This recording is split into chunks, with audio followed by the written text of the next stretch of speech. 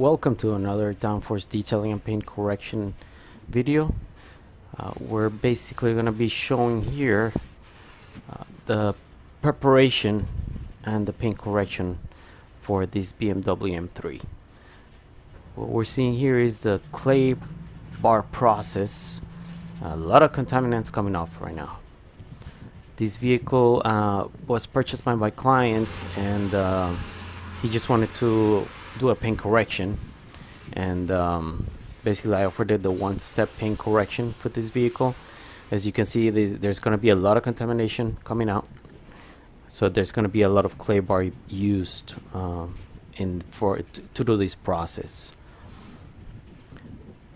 One of the things in here that you'll be able to see as soon as I put water again to this panel is that it's going to become, and again, more contaminants coming off. The panel is going to become more hydrophobic.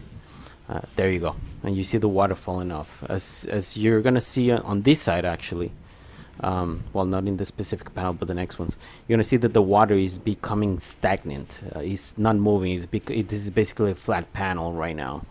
So as soon as I put the water, there you go. You see that the water kind of stays flat on the panel. It's too bad I couldn't do it on the hood or the rear to show you, but I didn't record those sections, or at least I didn't find the footage.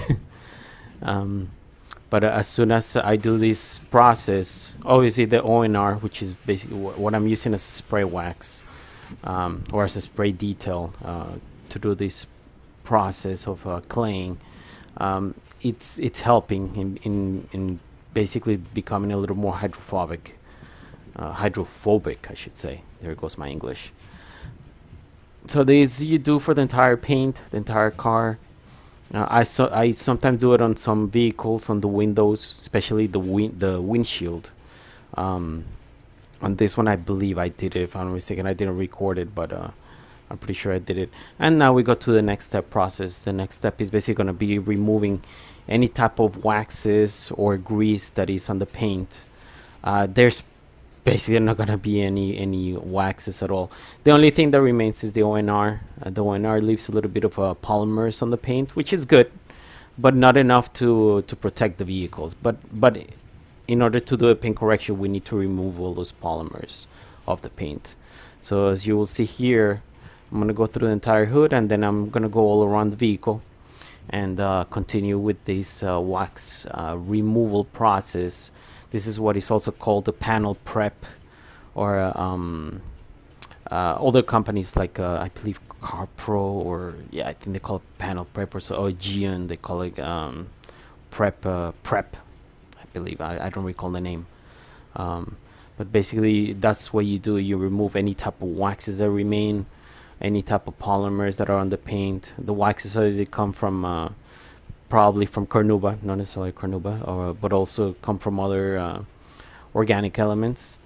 And there you go. I'm finished with this process. Now I'm going to do a little video or a little footage of what condition the paint is in. You're going to see this is a long scratch from almost the front all the way to the back, and you're going to see a few kind of like no, they look like deep scratches or deep dings on the paint, but this we're able to remove. Here, this is the worst, one of the worst part of the vehicle. So I'll show you the front fender, the driver. That's pretty much the worst part of the vehicle. The is oxidized, but here you're gonna see a lot of scratches. All the swirls, or most of the swirls, were able to be removed, but those deep scratches on the trunk were not able to remove. They were way too deep.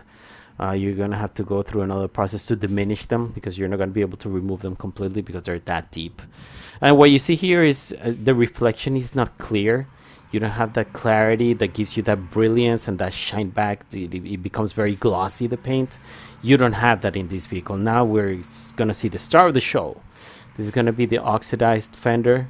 This is the driver's side and the front bumper. As you can see, there's some sections that my client tried to do a little bit of compounding with a Meguiar's 105, or what we call M105, and he couldn't remove it, or he wasn't happy with the results. So at that point, that's one of the reasons why he called me, and he wanted to see what I could do. And you're gonna see the results at the end of the video. And actually I have a specific video for this specific fender. and it came out actually very good. But more of this in the next few minutes. So we're gonna see here. This is gonna be I already did here, and I didn't film it. Part of the part of a you're gonna see the difference between both sections right here. This is not done. This is done. And this is not done, and this is done. So you'll see the difference between the both areas. And the problem is that I wasn't happy with it, so I used, and you're gonna see me do it now, I used a little bit more aggressive pad because I was using, I believe, a white pad. This is the Lake Country orange pad. I was using the white pad, and it was just I didn't like the results. So then I decided to go with the orange, which is a little more aggressive, and it brought better results than that original white pad. So this is the process. I use 3D1 for pretty much for all my one-step processes. Not all of them, but most of them. This is BMW is famous for being a little bit of a hard paint. It's really hard to remove defects. Now we move to the driver's side of the hood. Basically, usually I go in a crisscross pattern. I don't remember how, like, this was a while ago actually. I think I did this back in January or February. So I think I was doing 3 to 4 passes. I don't recall exactly. But after that, the paint was becoming or coming out really, really good. So I'll show in other areas of the vehicle. The hood was not, probably not as scratched as the doors. The doors you're gonna see. That's why I didn't take too much video here. Even though you'll see a little bit in that section on the right, you're gonna see some scratches, some swirls, and you can see the lack of clarity. Once you move in here, you can see that there's more clarity. But yeah, you see the difference right there, and you're gonna see there's more clarity on the paint, more brilliance. This is the door. This is the driver's door, and there you go. That's the swirls. That takes so much of the shine of the vehicle. It's something that, I mean, if you look on the road when you're driving, you stop up by a light and the sun is hitting the car next to you, you're gonna see those cars are full of swirls.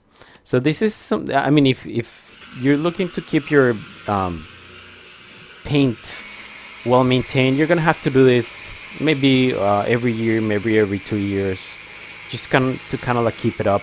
One-step process doesn't take off a lot of paint, I should say a lot of clear coat, so it's considered safe pretty much by most detailers.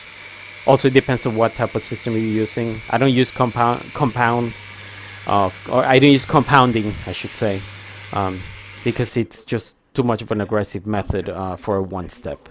I only try to use compounding, which is this. I use the compounding and then a polish right after. When I do the two-step process, these are the results. As you can see, you remove a lot of the swirls, not everything. Some of the scratches were able to be removed. That's why I love this product so much. It's 3D1 hybrid. I don't know if there's any detailers watching, but this is a product that I've been using the last few months, and it's terrific. It's very good. So on BMWs, it works really good. And you can see the reflection right here against the light. This is the same side. This is the driver's side. The results are very, very good. So as you can see there, this is what you're looking for. You're looking for to have the shine back, to have that gloss on the glossy result on your paint, and to be able to have a more almost new paint on your vehicle. And this is basically what this paint correction, or what a paint correction is supposed to do. And then when you drive, you're gonna see other vehicles that are probably about the same age as your vehicle.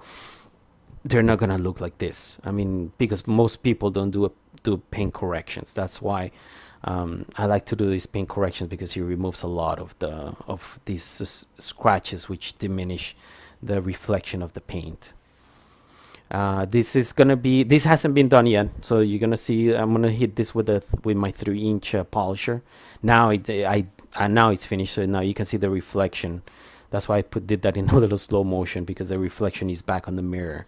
So that was a really nice result on the mirrors too. And here You have this was the most difficult part to do in this vehicle. I tried a few different pads and everything to see if it could help. These scratches were too deep. This was just a one-step process. The client wasn't really looking to do more like scratch removal. He just wanted more of a swirl removal, which brings you a lot of reflection back to the paint. So actually, this is what I did film. This is one of the pads that I was using. I wasn't using the orange pad. The orange pad was working really well on throughout the vehicle, but this I was trying a little more aggressive here to see if it would help. So I'm using the Eurofiber pad, which is like a mix of microfiber and natural fibers, and it worked better than the orange pad. I'm pretty sure I used the orange pad to start with, and I didn't like the results, so then I jumped to this one. And actually, I did use a wool pad, and the wool pad wasn't doing as good results as this Eurofiber pad. So that's why here I'm checking the temperature of the paint. I could have used my temperature gauge, but I don't know why I didn't. I do use a temperature gauge. I mean, I'm in a garage, so it's probably gonna be mostly safe. So you can see the swirls are pretty much gone, but then you're gonna find those scratches on the paint still, very deep scratches. But you see the reflection of the paint is back, and that's pretty much what all the clients want. All the clients want is that reflection back, to have to drive around and have the car being extremely glossy, like it's a vehicle that just came out of a showroom, it's a really nice feeling.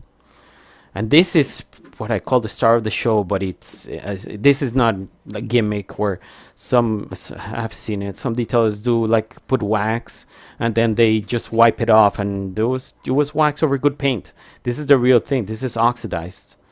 And my client tried to remove it with a McGuire's 105 or M105. He didn't have good results, so that's why he wanted me to especially do this part. So here I'm hitting it with the same pad, same product, and you can see the results are really good. As you can see, there's some spots that are beyond oxidized. They're like actually rusted, but I mean, there's not much you can really do about that once it's rust. On those spots, they're rusted. You can probably put some, you can do some other steps to protect that. We didn't really discuss that with the client. The client I know was selling this vehicle eventually. I haven't followed up with him. I'm gonna send him probably a little text to see what happened, and then update the comments on underneath for YouTube. So here we keep on doing this fender. Then I decided to kind of like redo some areas because I was not too happy with them. And in the video that they look good, but then in person, like when you see those areas are not coming as shiny as other areas, then I decided to go ahead and do those areas again with a smaller one, because it's gonna be, not because it's more aggressive, but because I wanted to get into some intricate areas, especially with those. And this fender has a lot of curves, a lot of areas that are kind of hard for your big pad to get, or your big polisher to get in there. So it's better to approach this with this smaller pad. This is a 3-inch, the other one 3.5 inch, I should say. The other one that I'm using is a 5.5 inch foam pad. And these are the Lake Country Forest Orange, I believe, Forest Orange pads. And there you go. These are the results. This was oxidized, and now look how what's the appearance of it. It's I don't even have to describe it. It pretty much speaks by itself. But definitely very good results to remove that.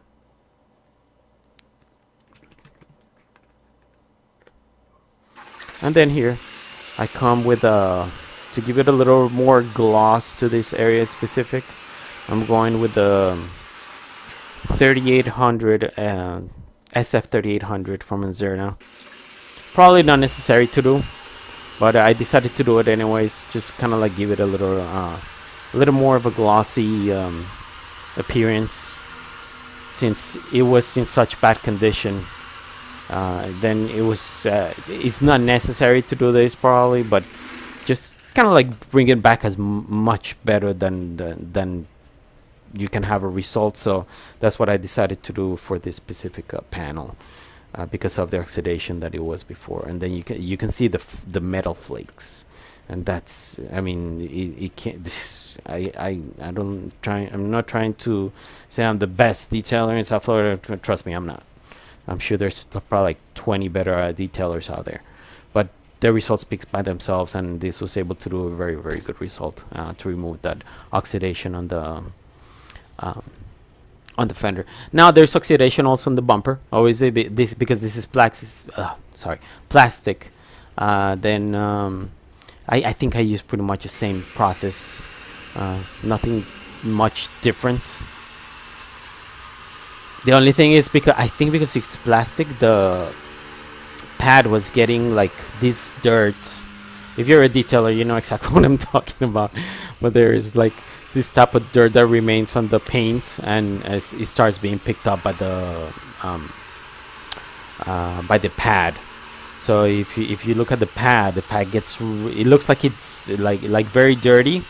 All you gotta do is just clean it up, use a brush or use a towel to clear it up, and you can keep on using the same pad unless you're not getting good results. Then at that point you have to change the pad and redo the area that you were doing if necessary.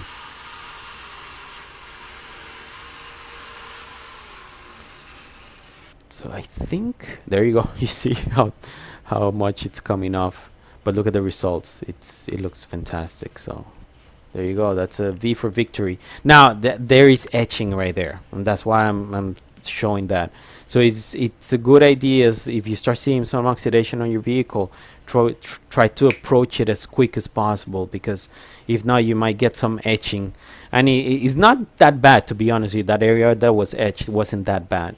But it's a good idea to try to fix it as soon as you start seeing some oxidation on your paint. Now the final step is protection. So on this specific vehicle, I'm using the bead maker, which is one of last year. This product just had an explosion. Basically, all the detailers, so the majority of detailers started using this product. It gives you a very slick surface, and then it cures in about I believe it's 6 to 8 hours. So once all those molecules of the product kind of get together, then they give you even more shine. So once applied, it looks really shiny here. The next day is going to look even more shiny. I don't know why this product does that, but it's appreciated. I mean, it's really a fantastic sealant. It's actually a sealant. It's not a wax. It will protect here in South Florida. It goes from anywhere from 6 to 8 weeks. But it's a very good product. Again, it's called Bead Maker. The company that makes it, it's P&S Sales. Again, that's P and like Peter and Sam Sales, P&S. I don't know if that was the actual initials or not, but just kind of like the abbreviation. There's a little scratch right there that couldn't come off. It was just something that was dug in the paint, I should say, and just couldn't do anything about it. But you can see the reflection. It's very glossy. There's gonna be scratches. There's gonna be still some swirls left over on the paint, but it's gonna be very light ones at this point, because this product that I'm using, it's removing like really heavy ones and doing a very good job at it. And basically we're kind of like wrapping up the video at this point. The first time I did this video was like 50 minutes, more than 50 minutes of footage. I started cutting this down and tried to do it as much as possible. It was really hard. It's the first time I've cut a video ever. So thank you for watching. Really appreciate it.